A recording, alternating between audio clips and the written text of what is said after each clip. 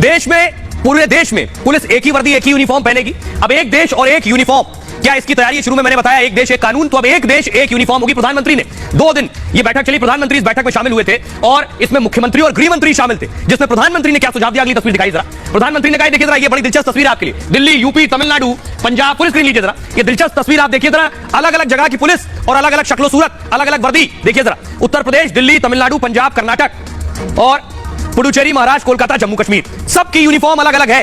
तो प्रधानमंत्री ने एक सुझाव दिया है।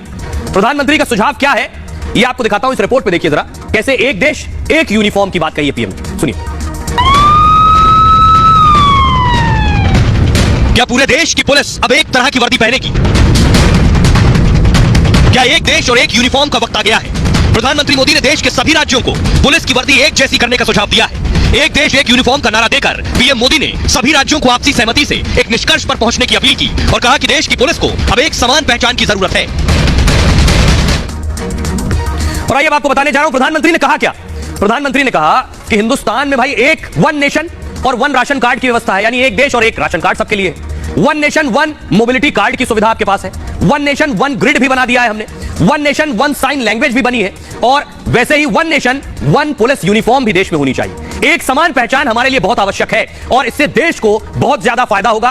कानून व्यवस्था भले ही राज्यों के पास हो, इससे देश की एकता और अखंडता भी जुड़ी हुई है। नागरिक देखकर पुलिस को पहचान लेंगे, यानी यूपी का शख्स अगर जम्मू कश्मीर में या किसी और राज्य में गया है, दक्षिण भारत में चला गया, तो वर्दी देख के समझ जाइए, या पश्चिम बंगाल में गया है, कि ये पुलिस वाला है। एक दूसरे की ताकत में भी इजाफा होगा, हम सभी को इससे लाभ होगा। यूनिफॉर्म में राज्य का टैग भी लगा सकते हैं। अगर सबकी यूनिफॉर्म एक जैसी दिख रही है तो राज्य का टैग अलग हो, जिससे पहचान हो कि ये दूसरे राज्य का पुलिस वाला। लेकिन पुलिस की पहचान एक कॉमन बने, जैसे सेना में यूनिफॉर्म होती है। हमें साथ मिलकर सोचना होगा और किसी पर कुछ थोपने की जरूरत नहीं है। ये इंपॉर्टेंट लाइन थी, क्योंकि बहुत से राज्य फूल पिचक सकते हैं, तो उन्होंने कहा मेरा मकसद किसी पर थोपना नहीं है। सुनिए जरा प्रधानमंत्री मोदी। साथियों, एक और विषय हमारे देश की पुलिस के लिए महत्वपूर्ण है। जैसे आज देश में one nation one ration card की व्यवस्था बनी है, one nation one mobility card की व्यवस्था हो रही है, वन नेशन वन ग्रिड बना है, one nation one sign language बनी है, वैसे ही पुलिस की वर्दी को भी लेकर भी ऐसी कोई अप्रोच अपनाई जा सकती है। क्या हमारे राज्य मिल बैठ करके, इससे बहुत लाभ होंगे। एक तो क्वालिटी मटेरियल प्रोडक्ट होगा, क्योंकि मास स्केल पर होगा। कैप होगी तो करोड़ों में कैप पेज की जरूरत पड़ेगी, बेल्ट चाहिए तो करोड़ों में चाहिएगा। और देश का कोई भी नागरिक कहीं पर भी जाएगा, देखते ही उसको पता चलेगा हाँ ये पुलिस वाला है। अब जैसे पोस्ट ऑफिस का डिब्बा, हिंदुस्तान में कोई पढ़ा लिखा अनपढ़ आदमी को मालूम है ये पोस्ट का डिब्बा है, यानी कागज डाला पहुंचता है, एक पहचान होती है।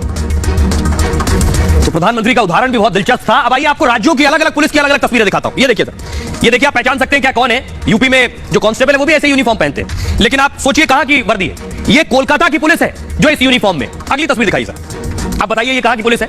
ये कर्नाटक की पुलिस है। हैट देखिए आप, ये जो हैट देख रहे हैं कर्नाटक की पुलिस है। अगली तस्वीर दिखाइए सर, ये तस्वीर देखिए जरा, रेड हैट, ये रेड कैप जो आप देख रहे हैं, ये पुडुचेरी की पुलिस है। तो प्रधानमंत्री कह रहे हैं एक जैसी पुलिस की यूनिफॉर्म, न सिर्फ यूनिफॉर्म बल्कि और पुलिसिंग पर भी जोर दिया, कुछ और चीजें दुरुस्त करने की जरूरत है। लेकिन आपको ये दिलचस्प तस्वीरें दिखाते हैं। जो लोग यूपी में रहते हैं, राजस्थान में रहते हैं, एमपी में रहते हैं, बिहार में रहते हैं, महाराष्ट्र में रहते हैं, उनके लिए खास कि कहां कौन सी पुलिस की वर्दी कैसी है। देखिए जरा, प्रधानमंत्री जिसे दुरुस्त करने की बात कर रहे हैं वो क्या है। ये आप देख रहे हैं, पश्चिम बंगाल पुलिस की वर्दी खाकी है, खाकी। कोलकाता पुलिस की वर्दी अलग है। अब सोचिए बंगाल के बाकी शहरों में, बाकी जिलों में वर्दी खाकी है और कोलकाता की पुलिस सफेद पहनेगी, सफेद यूनिफॉर्म पहनती है कोलकाता पुलिस। अंग्रेजों ने वर्दी का चुनाव किया। अब कर्नाटक चलिए, कर्नाटक पुलिस में अलग टोपी है, जो आप हैट देख रहे हैं। कांस्टेबल तिरछी टोपी, इस तिरछे हैट को लगाते हैं। बड़े अफसरों की टोपी अलग होती है। पुडुचेरी चलिए, यहां लाल टोपी लगाते हैं, जो आप देख रहे हैं सर पे। 1954 तक फ्रांस के अधीन थे। फ्रांस ने अलग टोपी इनकी बना दी, वो टोपी आज तक पहन रहे हैं। लाल रंग की टोपी गोल होती है और अलग दिखने के लिए लाल टोपी लगाते हैं। ये चलन अब भी बरकरार है पुडुचेरी में। अब आपको लिए चलते हैं यूपी में। यूपी में ट्रैफिक पुलिस सफेद कमीज पहनती है और पैंट का रंग बदलता रहता है। सरकारें बदलती हैं, अपने हिसाब से रंग बदल देती है पैंट का। 2008 से पहले सफेद पैंट थी, यानी सफेद शर्ट सफेद पैंट। मायावती ने नीली कर दी, उनका झंडे का रंग भी नीला है।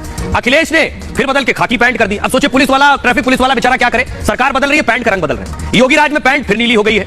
अब ये है पुलिस और इन कांस्टेबल और ट्रैफिक पुलिस की परेशानी। आइए आपको सुनवाता हूं, सुनिए जरा। उससे पहले आपको दिखाता हूं कि कौन साथ है और कौन खिलाफ है। प्रधानमंत्री ने सुझाव दे दिया सबकी यूनिफॉर्म एक कर दो, लेकिन कौन कौन साथ और कौन खिलाफ खड़ा होगा। जो गैर बीजेपी शासित राज्य, क्या वो इस बात को मानेंगे? जब वो प्रधानमंत्री की बैठक में आने में उन्हें सबसे बड़ी परेशानी होती है, तो उनकी बात मानने में कितनी बड़ी परेशानी होगी। देखिए जरा, कौन साथ कौन खिलाफ। बैठक हुई है जो, जिसमें प्रधानमंत्री मोदी ने बोला, उसमें नीतीश कुमार नहीं आए, पटना में रहे वो। ममता बनर्जी भी नहीं आई, कोलकाता में भाषण सुना उन्होंने। और अशोक गहलोत खुद नहीं आए, गृहमंत्री को भेजा उन्होंने। हेमंत सोरेन रांची में ही रहे, भुवनेश्वर में रहे, उड़ीसा के सीएम। और स्टालिन चेन्नई में ही रहे, नहीं आए।